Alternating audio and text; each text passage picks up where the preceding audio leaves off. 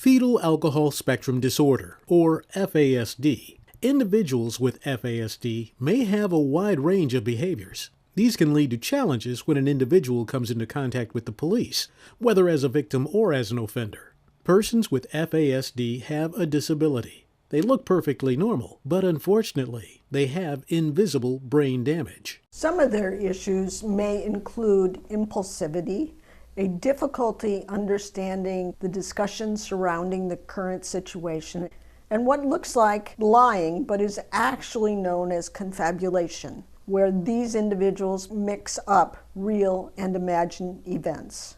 Persons suffering from FASD have a reduced ability to learn from their past experiences, which may lead them to repeat offending behavior.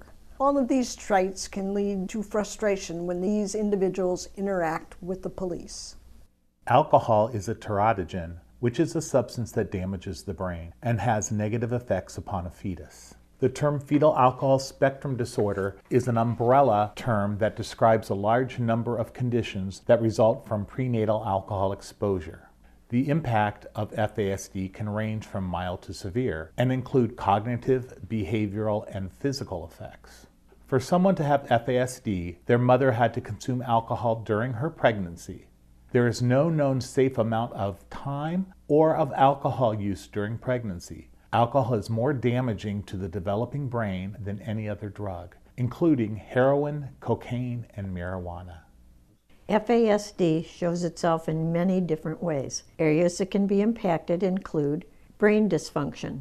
This impacts how an individual understands and processes information. It impacts their memory and makes it difficult to follow directions. They are concrete thinkers and take things literally. So when asked if they are taking drugs, they may say yes, even though they are prescribed medications.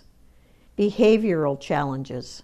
They may have any or all of these behavior challenges. Trouble controlling emotion, either quickly going into rages or completely shutting down because they have difficulty correctly reading social cues. Their behaviors can appear defiant, trusting, or naive. They have great difficulty adjusting to changes in routine. Sensory disability. They can overreact to lights, sound, and touch. They may have difficulty focusing or staying on task in the midst of lots of distractions. They would be more interested in your badge or gun than what you are saying. Someone with FASD will face many challenges in life.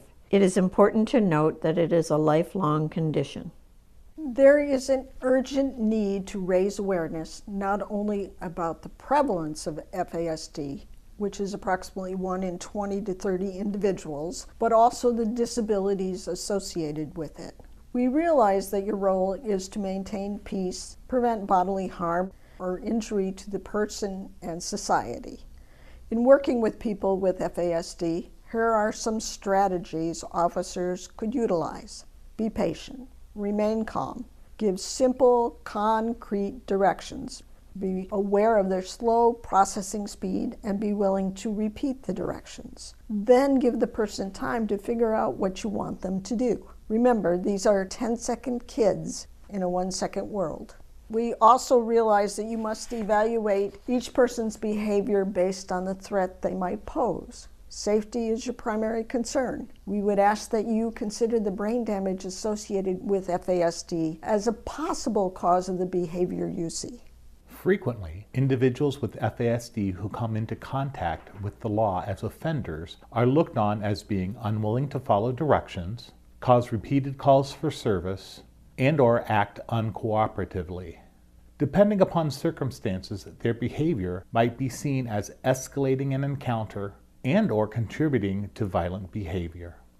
The perception may be that people with FASD have increased strength and an increased pain threshold. In these encounters, violent behavior and perceptions about potential violent behavior is a challenge for officers to negotiate. People with FASD who seem to be or are resisting, i.e., refusing to cooperate or listen, often do not understand what's being asked of them. This is because of the slow processing due to their brain damage. We know that when you as a police officer respond to a call for service, you only have moments to assess and de-escalate a situation. You do not have the time or expertise to determine if the people involved have a cognitive disability.